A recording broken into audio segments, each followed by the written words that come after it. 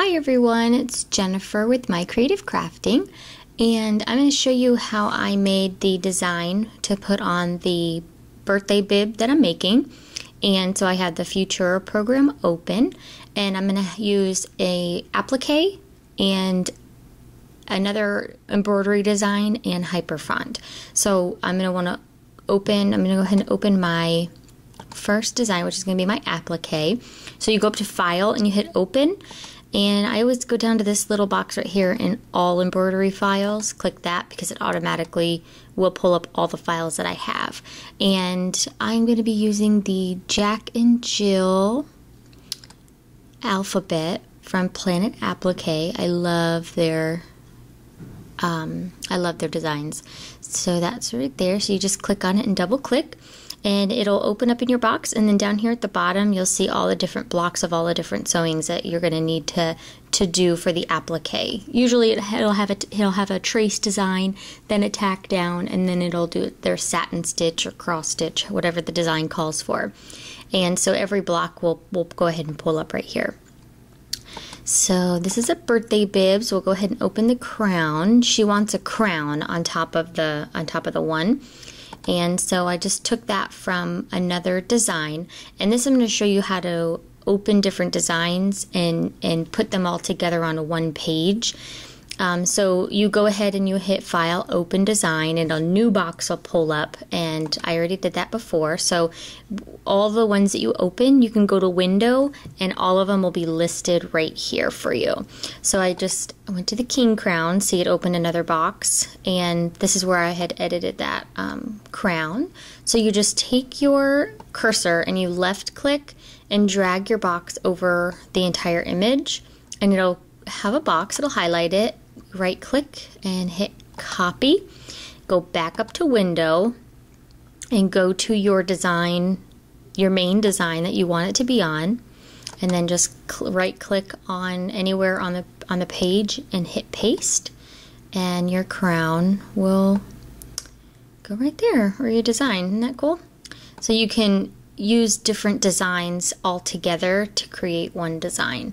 I'm going to want to go ahead and tilt that. So you'll see on each side you'll have two sides in the corners that have squares. Those are to resize. And then you have two sides that are going to have circles, and that's to rotate your design.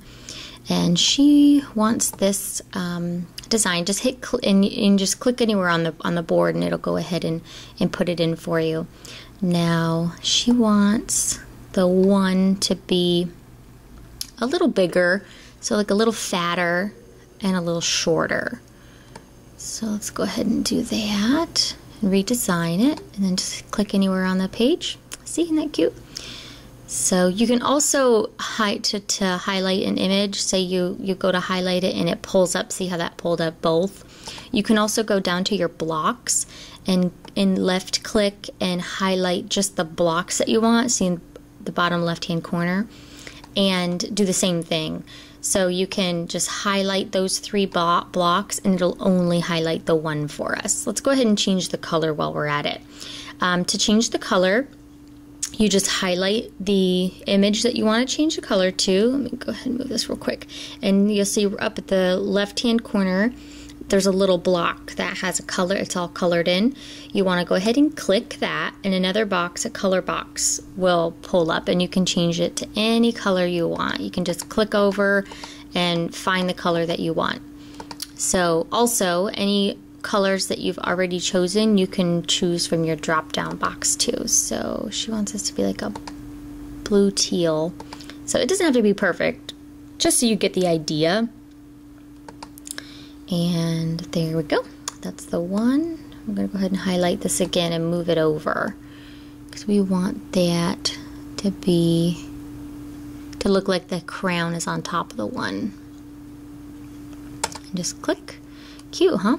Alright, let's go ahead and click the crown and move that back down a little bit. Okay. And let's go ahead and change the colors of the crown too. So I just clicked on the box down here at the bottom on the yellow part. Now she wants this part to be silver. So I'm just going to use kind of like a gray color for right now, just so I can see. And then the inside of the crown she wants to be gold. So I'm just going to change that to like a goldish color.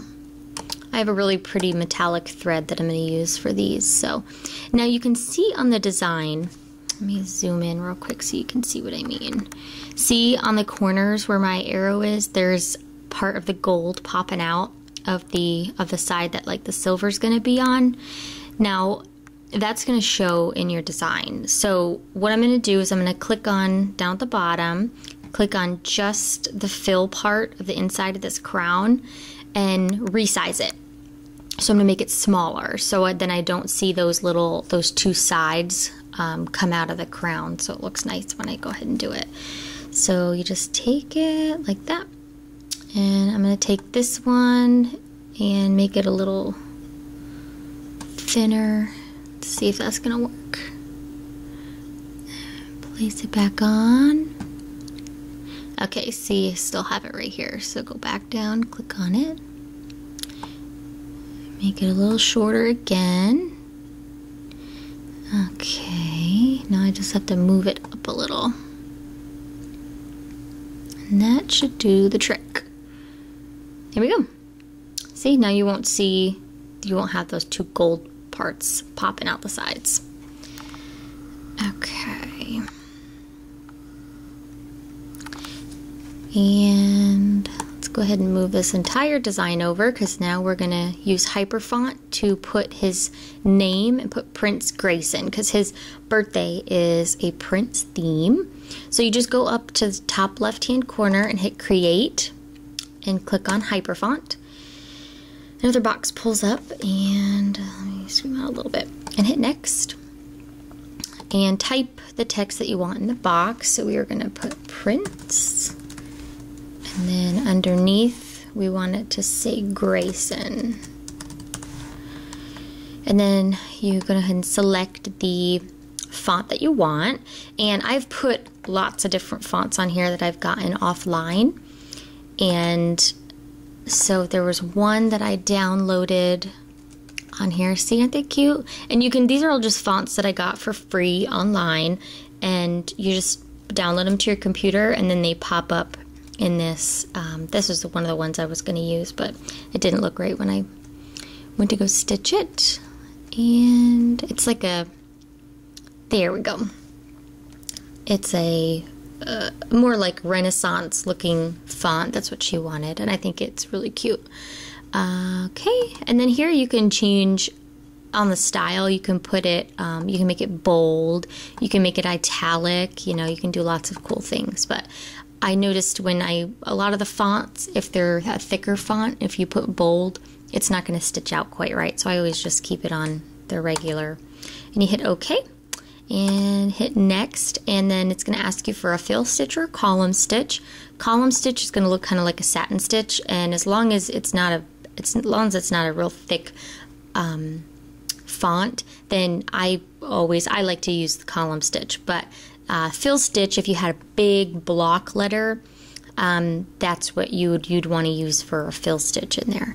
So we're all set. Column stitch, hit finish, and then it will just wait a couple seconds, and it'll put your font right here. We'll go ahead and place it there. You can place it anywhere you want and size it and everything, and then click anywhere on the page, and it'll go ahead and input it onto the page.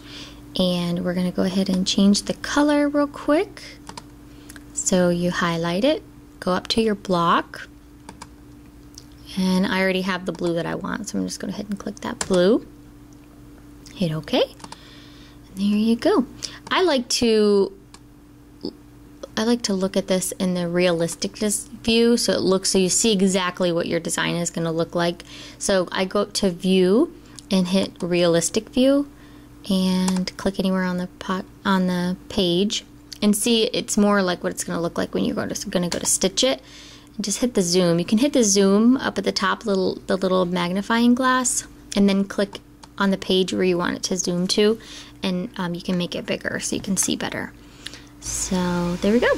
So the first thing you're going to do before you start your embroidery is we're going to trace our design, and it's going to put a box around the entire design on your hoop, on your stabilizer, so when you lay down your fabric, you know exactly where the image is going to be, so you can lay it on the right spot on your fabric that you want. So go up to File, and in the third set of boxes, it's called Trace Design. You just click it, and then your machine will move to the spot, and then your light will turn green if you have the stop and go red and green light.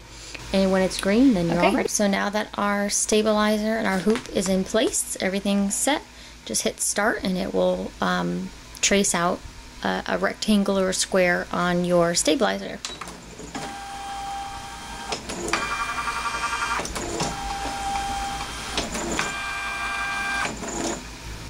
Okay, so here's my hoop with the trace design. It's just got a loose piece of thread. The top part came out on mine, but that's okay, I get the idea. So I'm going to go ahead and spray my stabilizer with some, just some spray glue. Let it sit just a couple seconds and then lay my fabric down.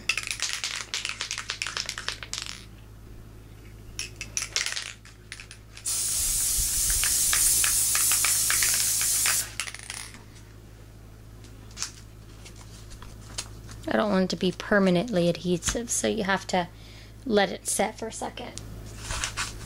And I know right where I want this, in the middle. Perfect. Okay, see? And then you just press it down and then bring it back over to the machine and finish up the embroidery.